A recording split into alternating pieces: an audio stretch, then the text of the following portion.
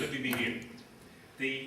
A few months ago I was reading an article by John Nixon, you may have seen it, on the art of persuasion. He said the art of persuasion is not so simple. People, he says, believe what they want to believe, often in defiance of fact and logic. I think we saw an example of that over in America recently. He refers to the backfire effect, which is a kind of self-protection mechanism. And when you are confronted with data that threatens your convictions, your mind works overtime to defend you. It reorganizes information and re-establishes arguments, allowing you to continue believing what you already believed. Similar ideas are explored in one of the most insightful and interestingly named or titled book, I Told Me So, by philosopher Professor Greg Eltoff. They've heard of him too.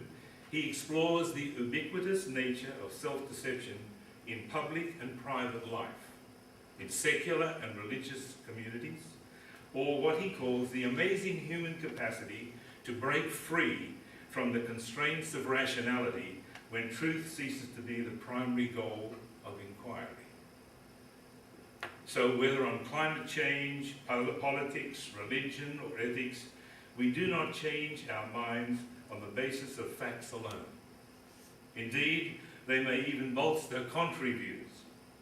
What environmental campaigners, refugee advocates, gay rights lobbyists, atheists, evangelists, and churches need, if they are to be persuasive, are not just more facts, but a narrative that stirs our hearts and a social movement that wins our trust. A narrative that stirs our heart. That was the thought that came to me that I would like to sort of move along tonight or address. Whatever is opposed to life itself, such as any type of murder, genocide, euthanasia, or willful destruction, whatever violates the integrity of the human person, such as mutilation, torments inflicted on body or mind, attempts to coerce the will itself, whatever insults human dignity, such as subhuman living conditions, arbitrary imprisonment, the deportation, slavery, prostitution, the selling of women and children, as well as disgraceful working conditions where people are treated as mere tools for profit rather than as free and responsible persons. All these things, and others of their like, are infamies indeed.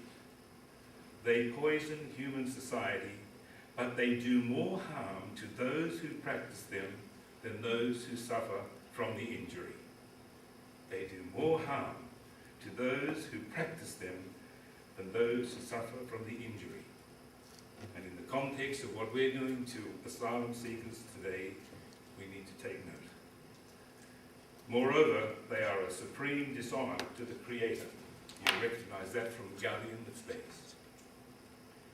So, a journey starting with exile.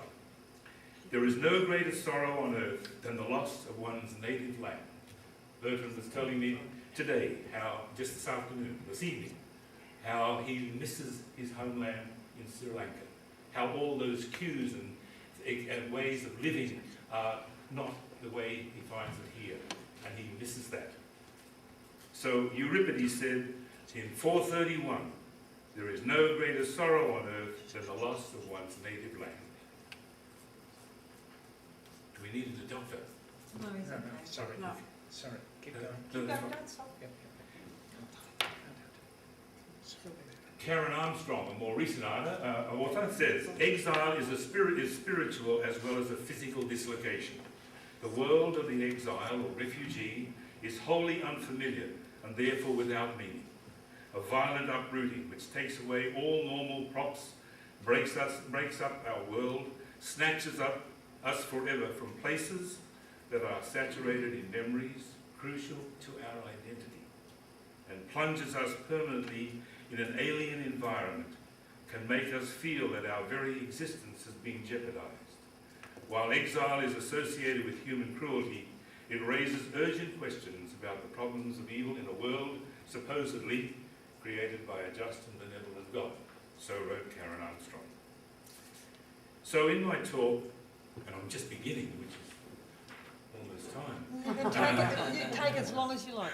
Yeah. I wish to explore the concept of exile in the context of a particular ethnic, religious and cultural group, a group that has experienced exile from time immemorial, right up to the present day as it faces extinction. Also because it is a case study of not only why people leave their homeland, but what can happen to them on the way and at journey's end. So, who are the Mandaeans? This is the first time I've ever had a PowerPoint, and it's working. That's the first one. And, but that is the symbol of the Mandaean people. You might think that's a cross, but it is a cross. It's a wooden cross, but it is not the cross of Christ. And it dates back from time immemorial. And at the top there is a wreath, a myrtle wreath. I couldn't find out what the myrtle stood for, but it's part of their rituals. We'll see more of that in a minute. And that white garment is a silk garment, and it's a symbol. They are children of light. So, the Sabian Mandaean religion is one of the oldest monotheistic religions in the Middle East. It's not so there's a man by the name of Franzmann who wrote this in 1989. It's not so easy to speak about the origin and the history of the Mandaeans because it is hardly discussed at all in their literature. They themselves believed that as their religion was primordial and founded by the world of light that came out of the darkness, they were not concerned with the history of this world, so it's not written down. The religion is a form of Gnosticism descended from ancient Mesopotamian worship, with rituals that resemble the Zoroastrians and Nestorian worship. John the Baptist, however, is a central prophet in their belief, and they practice immersion in flowing water, symbolic of the creative life force, as an act of ritual purity. Nevertheless, scholars believe that the Sabian Mandaean religion predates that baptism of John. It is suggested that their religion is a proto-religion in which they descended from Adam, who was the first to receive the religious instructions of the Mandaeans. Their last great teacher and healer was John the Baptist. So the origins of both the people and their religion are one of the continuing mysteries of Mandaean research to this very day. Sabian Mandaeans, unlike other Gnostic sects, recognize no strict religious demands. Monogamy and having children are directly prescribed, not proscribed, prescribed. Dispensing of alms is necessary for salvation, and also other good works, observance of food laws, ritual slaughter, and rules pertaining to purification. Very detailed rules, and that's the whole life, religious life around this idea of baptism in flowing water. We'll see more of that in the PowerPoint. So, to which belongs the baptism and lustrations, they call them. So there's a combination of water, cleansing, and the light. Love of neighbour is central, but in times of persecution, they are permitted to invoke reservatio mentalis, mental reservation. Now, I always thought that it was the Jesuits who discovered that, but apparently they had a much earlier understanding of it, mental reservation. So the Mandaeans have remained separate and intensely private, and one is born a Mandaean, and converts are not accepted, which, given the decline in numbers, the persecutions, particularly in the modern day, and the diaspora that has caused, presents real practical problems for their very survival. Interestingly, there are a number of other names that have been given along the way, some not so nice, but the one that was interesting, Christians of St. John. It was through the Portuguese monks that the name of Christians of St. John, or Christiani St. Ioannis, and the first time this term is used is in a report dated 1555, written by the Portuguese monks of Ormuz. Upon seeing their baptismal rites and hearing stories of John the Baptist, the monks, the Portuguese, called them Mandaeans, Christians of St. John. It was assumed that these people were the last remnants of St. John the Baptist's followers, and that they simply had not heard of the words of Jesus.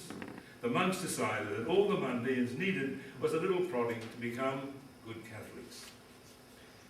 So, let's have a look at the exile of these people as briefly as I can, because it leads into the case study that I want to share with you in terms of a narration. The emigration of the early Mandaean community from the Jordan Valley in Palestine into Eastern territories was caused by conflicts with the local people. It would probably have taken place during the 2nd century AD at the latest, because Mesopotamian and Parthian elements presuppose a fairly lengthy stay in these regions. In contrast to the Parthian rulers under whom the Mandaeans were obviously prospered, relations with the Sabians, whoever they were, I don't know, but they were mean and bad, were bad. A scroll refers to a considerable reduction in the number of the Mandaean mandis, or manda. We'll see a photo of one of them. That's the equivalent of a church, a worship house at that time.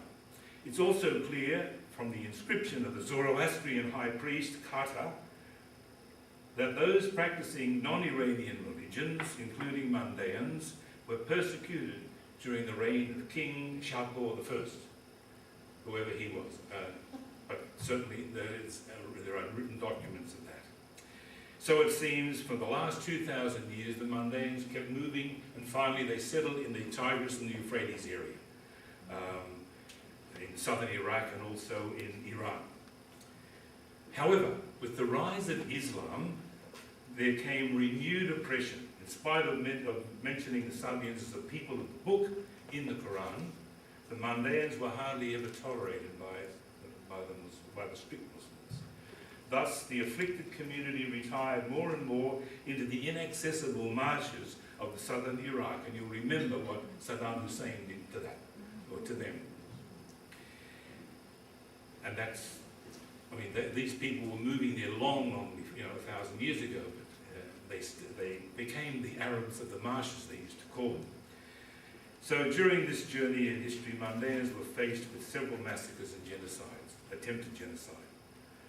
Today they are also found in the big cities of, or they were, Baghdad, and they became especially good at goldsmiths and jewelers. And the reason for that is that that was the way they could concentrate their wealth in case they were going to be persecuted again, and they could get up and run and move again. So that's what they told me. And during the 60s and throughout the 80s of the 20th century, many Mandaeans in Iraq belonged to the wealthier middle class. So, quickly now to the modern-day persecution of the Mandaeans. The Coalition of the Defense of Human Rights website, an international civil rights movement for the victims of jihad and Islamization, indicates that there is overwhelming evidence that the Mandaeans have a long history of discrimination and suffering at the hands of Islamists in their countries of origin in the Middle East, namely in Iran and Iraq. That's from the UNHCR report in 2004. Today, these and in other countries, even though the Quran, Mandaeans referred to as Sabians, are supposedly provided with protection under Islam in 1979, certain groups have interpreted this differently and thus have been denied protected status and are regarded as infidels, kafir, and considered unclean. And this rolls right down to the present day. For example, a prominent Shiite cleric in Iraq, Ayatollah al-Hakim, stated that Mandaeans were not the people of the book and thus couldn't be protected against forced conversion to Islam. Under the regime of Saddam Hussein, who was president of Iraq between 1979 and 2003, Mandaeans were either disregarded or used by intimidation to serve the regime's purpose, and thus and those who refused faced brutal punishment and death. In addition, Mandaeans and their families were often targeted by the secret police and threatened with physical harm if they did not provide generous financial contributions, again from the UNHCR. In 1991 and 93, Mandaeans living in the marshlands of southern Iraq were caught in an extermination campaign led by Saddam Hussein against insurgents and deserters. As a result, the population of the Mandaean community in this region fell from about 7,000 to about between 1 and 2,000. During the Gulf Wars and during the time that America had sanctions on Iraq, the falling health standards and poor sanitation and endemic diseases was shocking. And within the country, the suggestion is that 500,000 children died as a result of poor health and lack of proper food.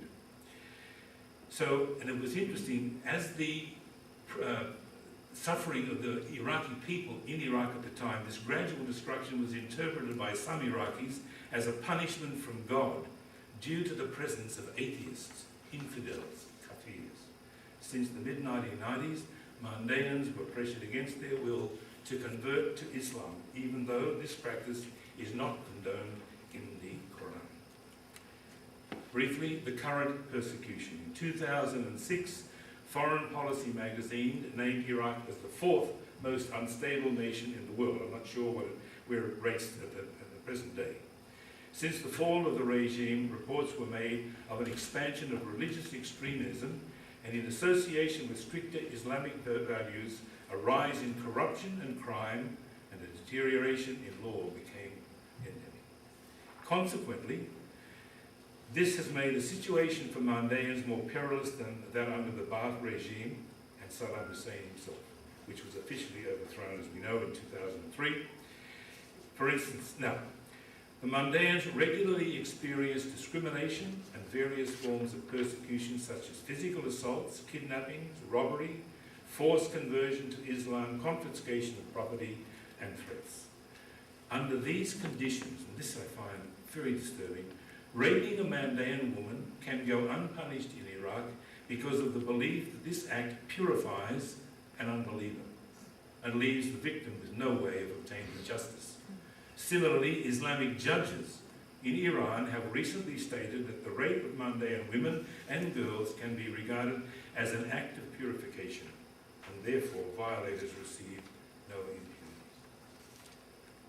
Dr. Erica Hunter from the University of London stipulates that Mandaean children can be taken from their families and forced to reside and practice with Muslim families, and Mandaean couples can be forced to divorce and remarry Muslim partners, accompanying deliberate attempts to eradicate them. So there is this ongoing persecution of this particular group. The Mandaeans are pacifists who have no clan system of protection, have no enclave to run to in times of danger. Their only self-defense was or is to pay money or run, escape. All the atrocities that the Mandaeans have experienced in 2003 are very well documented in our own Refugee Council of Australia report. It's it's a long report, but it's very, very harrowing to read. Worldwide estimates about the numbers that vary, 70,000 left, but we have in Australia 6,000 living, many of them in Liverpool. The hemorrhage from Iraq has been devastating, and sadly, a large number have gone to Syria, and now they're coming back, except the family that I'm about to tell you about. So we come to the case study. The story of Fatima and Aziz. Aziz being the brother of Fatima. Their names not correct. Soon after her arrival in Australia, Fatima came to the House of Welcome. It had been set up as a drop-in centre in the western suburbs of Karama in response to the needs of asylum seekers upon release from detention on temporary protection visas. It was set up in 2002 and I was offered the job of coordinator in 2003 and was able to continue there for 7 years. Over time, Fatima, she shared with me the story of her journey from Iraq to Australia and the reasons why she left her homeland. While she has experienced the many fears, persecutions, brutal treatment, separation from family members and loss common to other refugees, some aspects of her story are both unique to her and grimly heart-rending and coincidentally incredible. I've been working with refugees since 1979 when I set up the refugee camp in Japan for Vietnamese Burma people. I have, for most of the intervening years continued in this work. In all those years, it's been my privilege to listen to hundreds of stories of courage, grief, loss, and survival of those who fled their homeland, and in a small way shared vicariously their suffering, dispossession, torture, and mental anguish. However, the story of this family in many ways surpasses them all as an example of unremitting pain, fear, unresolved, indeed apparently irresolvable issues beyond their control. Fatima, a qualified nurse, worked with WHO, World Health Organization, in Baghdad during the critical time of the sanctions against Iraq. And as I mentioned, it's claimed that as many as 500,000 died of malnutrition. And she was part of the team that prepared and distributed the high-protein biscuits that in fact saved the lives of many. Also on the team was an Iraqi doctor with a PhD from Oxford. She was Muslim. In spite of her exposure to Western culture and experience, she continued to hold the ingrained prejudice that the Mandaeans were unclean. She refused to share common utensils with any of the Mandaean staff, including Fatima. After the fall of Saddam Hussein, the violence and discrimination against the Mandaeans increased apace, and no one from their community was safe. An incident occurred at the hospital. It had something to do with the under-the-counter black market sale of the biscuits. Fatima was an easy target for scapegoating. She was interrogated by the secret police twice, once with physical persuasion. She denied the charges and was informed by the doctor the outcome would be the same for her whether or not she confessed. And that would be, she told me, prison, torture, and death. So she managed to escape that very day after her second drilling from the building. She didn't return to her home in case that she was followed. She went to her brother's place. She has 3 brothers. So the youngest brother and Fatima, it was decided by the family, should flee because her life was at risk. So they decided to take their chances and seek refuge in another country with the hope that the members of their family, her mother, her sister, and the 2 married brothers and their families that they left behind might join them in the future. And once they had settled in a safe country, wherever that might be. Their journey to Indonesia, like so many others before them and since, was filled with danger and uncertainty. But they arrived safely, applied for refugee status, and waited. With no hope of a safe future in Indonesia, they engaged, like so many others, a people smuggler, paid for their passage to Australia, money given to them by their brother, and again waited to be taken to a boat. Little did they know what lay ahead. Under the cover of darkness, they were transported to a small fishing village, and as they, in the dark, they could see other groups arriving in small buses to the port. To their dismay, they were forced onto a boat along with what seemed to be hundreds of others who had come from all over the island, or brought there by the police very often, in cahoots with the smugglers. The boat, as it became known, was Civex. Those who have followed the trials and tribulations of the asylum seekers will remember or recall that this is the most infamous boat of all. The boat that has entered infamously into the annals of our maritime history. A boat which sank with the loss of 353.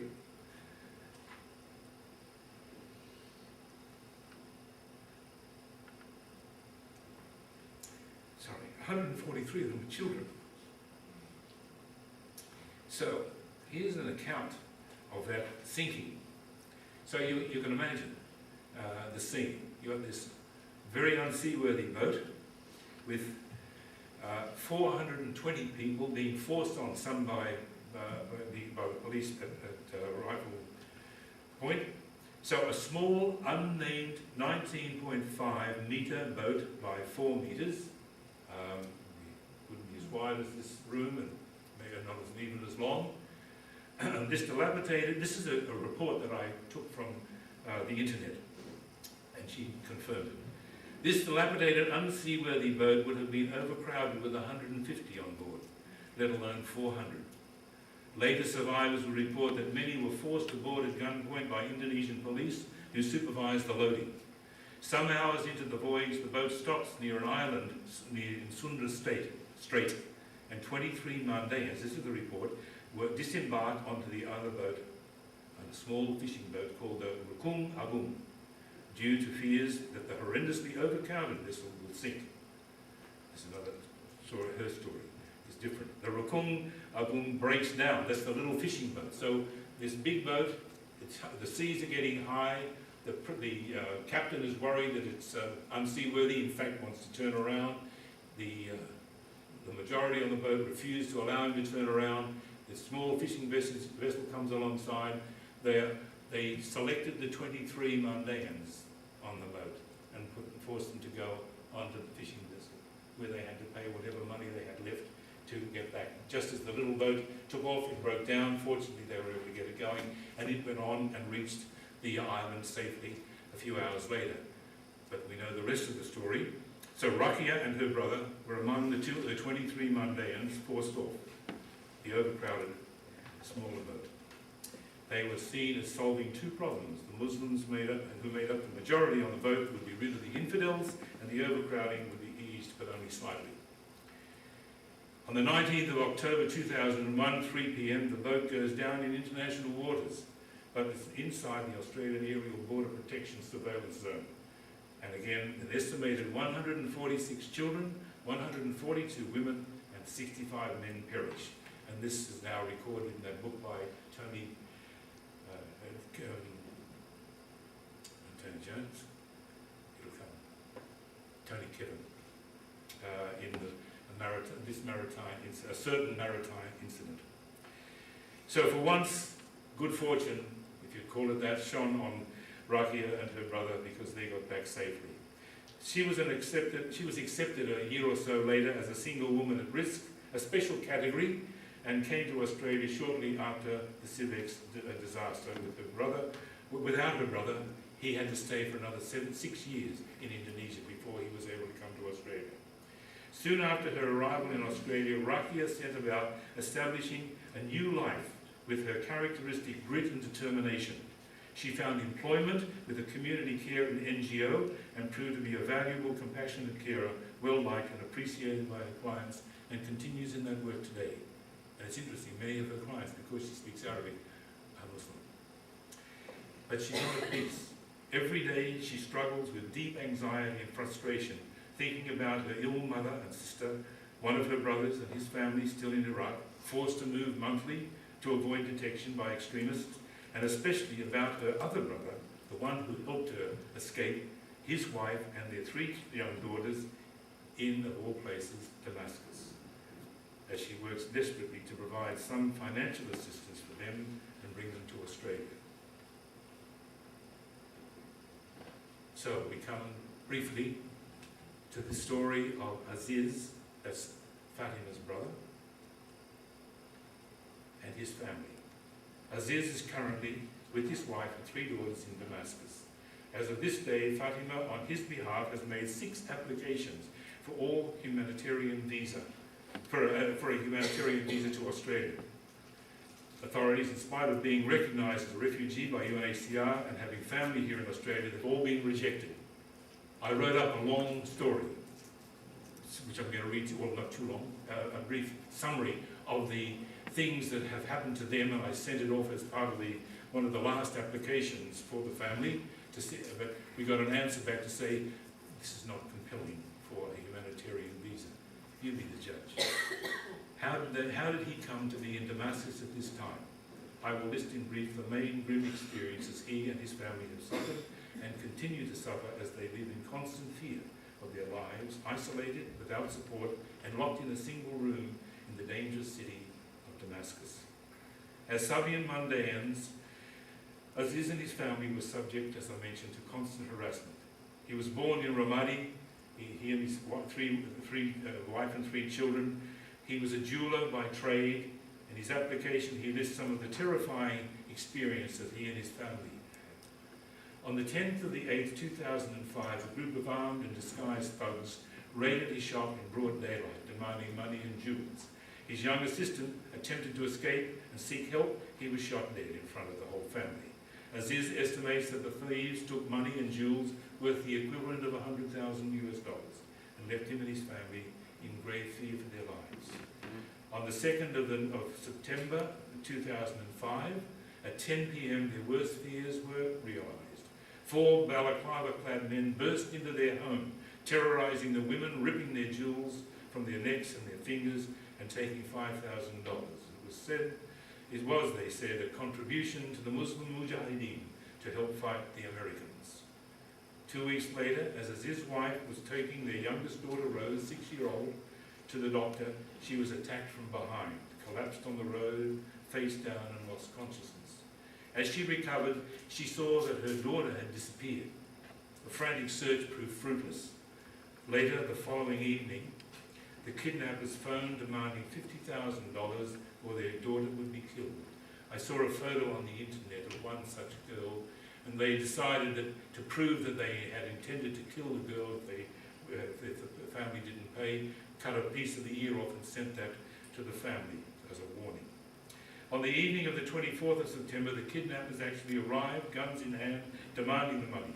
They returned a much traumatised, frightened, hysterical girl who may never recover from her ordeal, and she continues not to have nightmares and shakes regularly and has to sit by her father's side all the time. Aziz was faced with the grim choice, one that confronts refugees: stay in their homeland and risk further persecution, the abduction of their daughters or death if they stayed, or risk the dangerous, uncertain, fraught journey to a country where they would be safe. Very aware that they could not depend on the police or the law to protect them, they decided to leave Iraq. And on the 28th of September 2005, Aziz, his wife and 3 children, under the cover of darkness, and leaving their house, their shop, and all their possessions, just the money that they could carry, so as not to arouse suspicion, fled to Syria. That's 2005. Aziz and his family have lived in Damascus ever since. Little did they know when they arrived there, which they thought was a safer place, what they would be experiencing this day. They were accepted by UNHCR as refugees, but as I said, they've been rejected 6 times by Australia. In the intervening years, their lives have become increasingly desperate. Aziz is not permitted to work, and the meagre savings they manage to bring with them are exhausted. The children were permitted to attend school for a while, but because they had suffered so much trauma, the father would take the children every day to school, wait 5 hours outside the school, and when the kids came out, he'd bring them home. He's the only one in great danger that leaves that room, as we speak, to get a little bit of food for that family in the one room, as we sit here tonight. The family is in treble jeopardy. They are aliens in Syria without rights. They belong to the persecuted minority of the Sabian Mandaean religion, and therefore cannot return to Iraq, as many of them are doing, many other Iraqis are doing, and are caught up in the maelstrom that engulfs the Syria today. What can they do? Who can they turn to? Where can they go? How long can they survive where they are? I'm aware that there are many such stories all over the Middle East. Heart-rending stories with little prospect of a happy ending. But this is one family that I know and can put names and faces. So I search for a pathway to safety and freedom for them. So, can I have 5 more minutes? Yes, would you like Sorry? You want a sip of water? Oh yeah, that's the water. Thank you very much.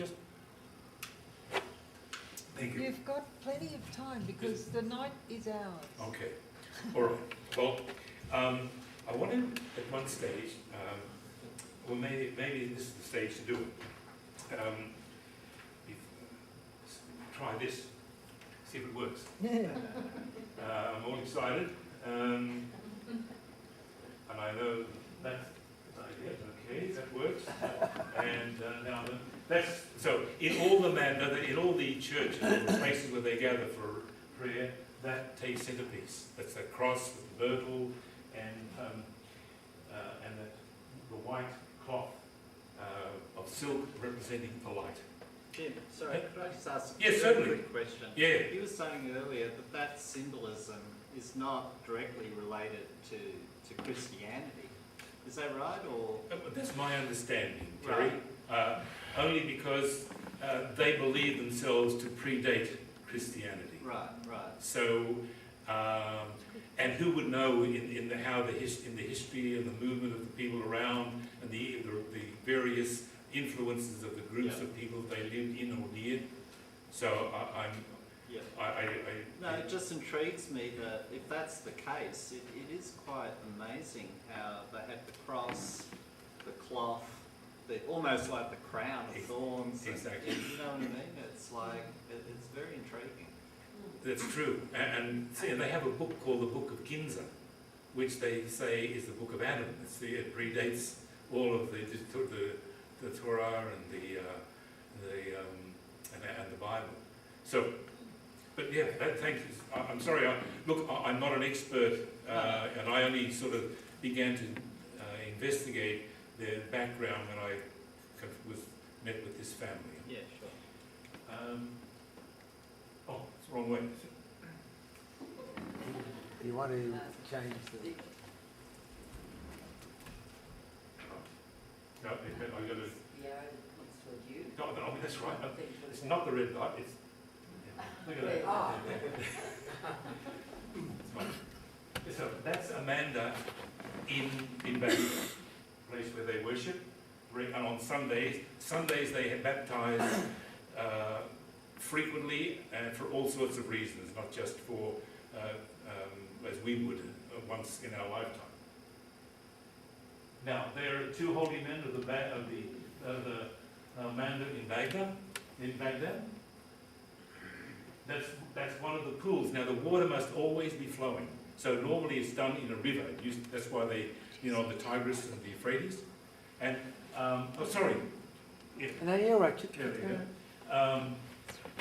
And you'll notice again the dasbra, that symbol, and also there's a photo or a painting of the actual flowing of the river, and again that you can see the symbol, the Mandaean symbol there also. So it's central to their belief system. Now that's actual in that Manda that we just saw, and it's the weekly baptism in the Manda in Baghdad, Iraq.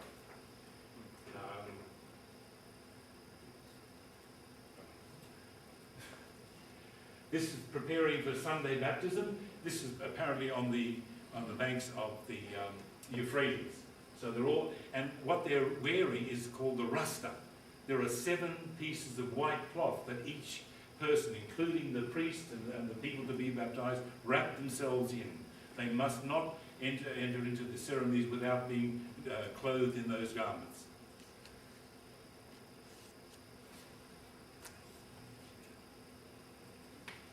That's in the river Euphrates. I think I know what that smokestack is in the back, and you can see my attempt to get rid of one of them didn't work. So I thought about 2 for the price of 1.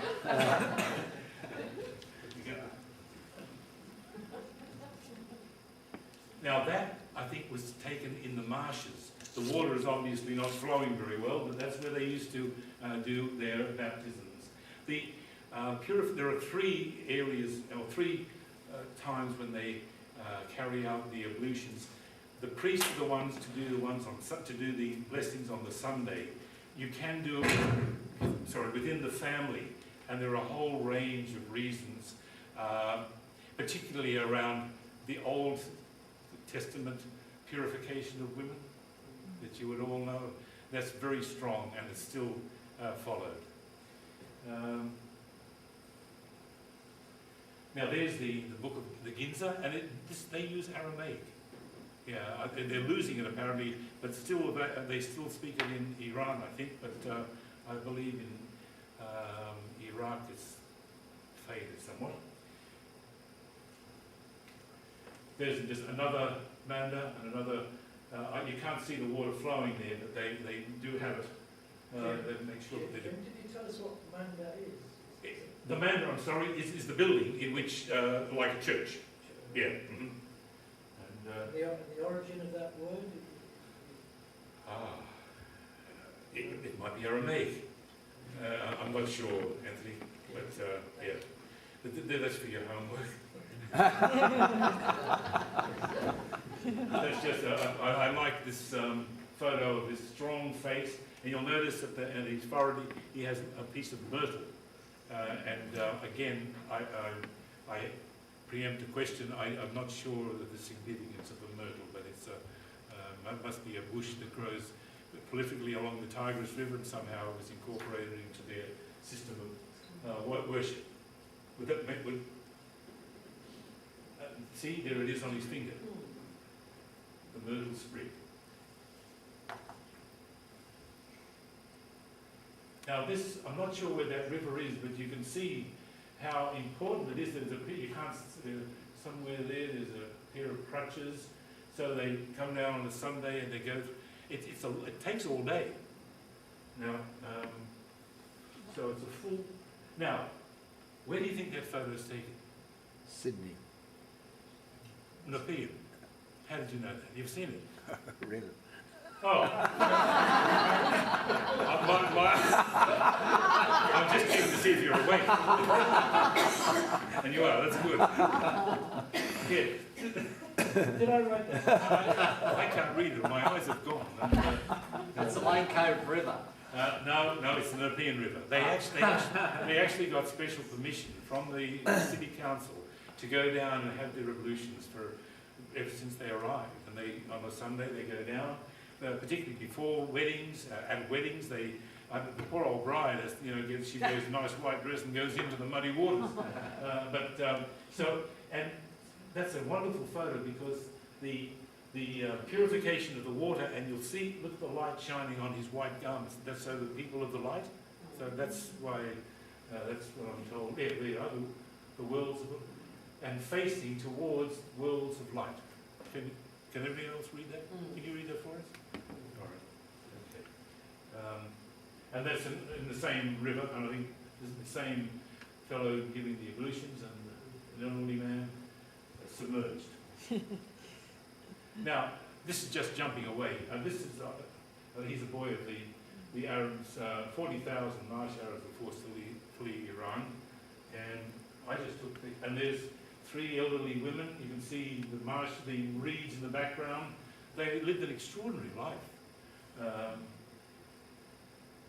in these marshes, and until the marshes were drained. Now, it so ends. Now, can I just read to you? Where do I find it here?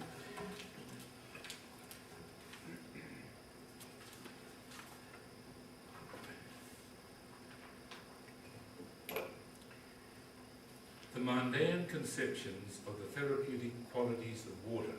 Now, STARTS. You familiar with STARTS? I know somebody asked me what it stands for, and I'm going to tell you. I thought I had it. It's the service provided for people suffering from torture and trauma that based out there at Fairfield. Do marvellous work with particularly among the refugees.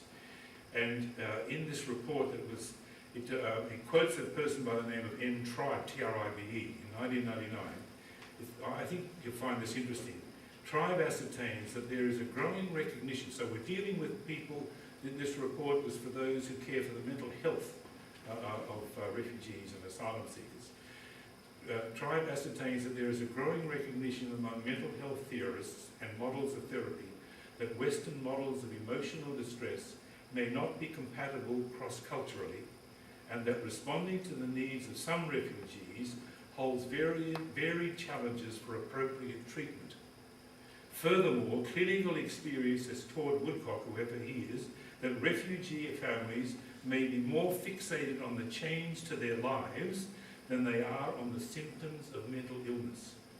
However, given that untreated psychological illness has potential consequences, The therapist does have a role in assisting refugees back to health, but warns that there must be transcultural awareness regarding a group's response to trauma and exile, particularly religious and cultural, in order to properly treat cultural trauma. The transformation and healing potential of rituals and other collective, formalised and dramatic symbolic enactments should be understood. Ritual baptism contains a rich source of meaning and symbolism for the Australian Mandaean community and works as a shield against community and individual distress. Very great insight. It's a therapeutic method of purification, healing, and self-transformation in that it washes away impurity and removes transgressions and sins from the soul. In the Mandaean religion, together with the King of Light, the Mandaeans worship the great life, heart-rending, which takes the form of living water, or yadanda, and translates into water flowing in a natural stream. And so they're moved now from the Nepean across to somewhere in Liverpool. They've built their own manda, and in it they have organised the flow of water through the manda, so they continue these ritual purifications.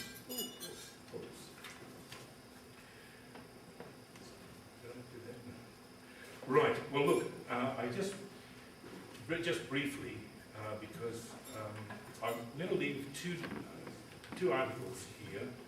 One called Humanus Nullius, that I wrote back in 2003, and the other one called Locked In, Locked Out.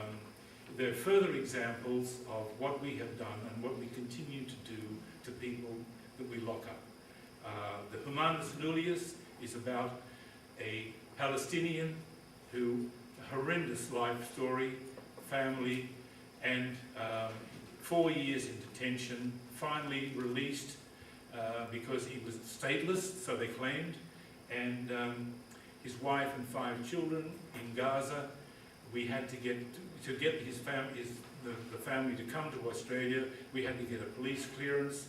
I foolishly, it turns out, suggested that he might just contact where his wife was living in Gaza, go to the police station and get a stamp on a piece of paper to say that he hadn't done anything. He'd been 6-7 years in Australia and was a very good person who'd never done anything wrong. His wife got the paper. 3 days later, when he phoned to the wife, she and the kids had disappeared, and they've never been found again. And this man lives on his own, smoking himself to death out there in Liverpool.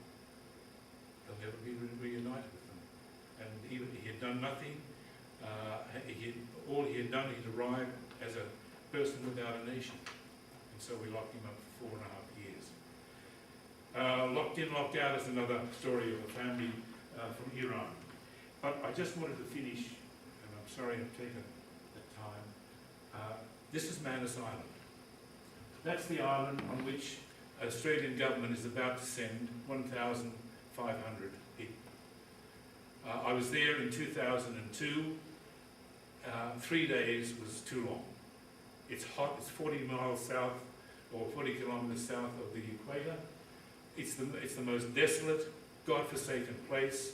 The people are, all the wealth of the country, of course, is being dug out already. And this is where we're going to send people. We've sent them already. They're living in tents. They're on a hunger strike, and there's 370 of them there at the moment. It's untenable. One person is close to death. Who's started the hunger strike. That's a photo that I took on the island in 2002. But I'll just there's some of the children who are always heartrending to see them, but they seem to be able to smile even under the most difficult circumstances. That was the ablutions block, terrible place.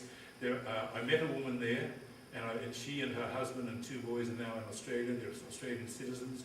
She developed one of the worst cases of,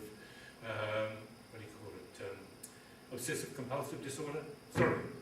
No, sorry, I don't mean to interrupt you, but it's just, I'm very taken by your passion on this, and you know, one of the excuses, if you like, we hear from the government is that let's put people in a situation of living death so that we prevent them from dying at sea. And they sort of espouse this nobility about this. Like, look, oh, we're doing this to prevent deaths at sea and to prevent, you know, the smugglers' trade. But what they're doing, is it any better? I mean, wouldn't you be better off, I mean, God forbid me for saying it, but wouldn't you be better off almost dying in the depths of the ocean than living for 5 years in a hell like that? Yeah, I agree. Do you know how much this is going to cost? They estimate over 4 years, $2 billion to run. $2 billion to run. It's a devil's island. It's, you know, the history of humanity is always about we go to Fiji for a holiday. We go to Devil's Island. The two extremes of humanity, and it's unbelievable. And Yeah, no, sorry. Thank you for that. I agree. Yeah. Walid Ali wrote an excellent, exactly on that point Right. last week. I'll send you a copy. Okay. I'll send it to you, and it's worth reading because it's exactly that point. Jim, what do you make of this whole excising of Australia from the migration zone or whatever? Like, I don't really understand that. Do you understand what that I means? can give you, I've got my notes here, but if I can find it, one of the things that they're worried about is that they don't want them to have access to Australian legal. So if you excise it, then they don't have the legal processes. So if they get an adverse decision, they can't appeal it. Whereas if they are in the system, then that's one of the reasons why they send them here. They're going to be screened by Nauru. Nauru hasn't got a clue in terms of how to do that. It's not in their constitution as such. So it's a nonsense, and it's going to cost lives, and I don't know where it'll end. But getting back to that statement that in the encyclical that I spoke about, it'll redound more to us than to those that we cause suffering to. I'll just quickly finish. Well, you know, you've seen these boats many times. I took that when I was, no, I didn't take that one. But that's the kind of boat that the Civex was. And I took that one out Christmas Island when I was there. That's you can only just see the bow of the boat. It was a metal boat. And as soon as they get the people off, they take the boat out and destroy it. That is the system whereby they are offloaded from the boat. There's no access, no port access in Christmas Island. So they have this, you can just see the bottom of the little barge. It's a motorised barge. They bring them in and haul the thing up and then take them off to the processing camps. Now that is the main northwest camp. You've seen that photo probably before on Christmas Island. And I used to go there every day for 10 weeks, and it was an extraordinary experience to walk around and be with them, listen to their stories, and then say mass. I'd say 3 or 4 masses in that, 2 there and a couple of masses in other places. And it was wonderful. The Sri Lankans particularly were very devout, and many of them, the Hindus, would join us for mass. That was the fire, when the riot that occurred, and the frustration. The longer you've been there, you've given up hope. So that's the kind of thing that does happen. This is the Christian community on Christmas Island. Just a small community, wonderful people. When there's no priest, they would go into the camps and conduct little services. And that lady there, she would cook a meal every second night for the poor parish priest that lived in the back of the parish in a little room. That's and that, I don't know if you recognise it, down there. Now, we come to tonight's final story, and that is Kokuran. The pronunciation is incorrect. That's the man that tried to commit suicide this morning at 3 o'clock. He came to Christmas Island. He was there, I think, for a couple of years before.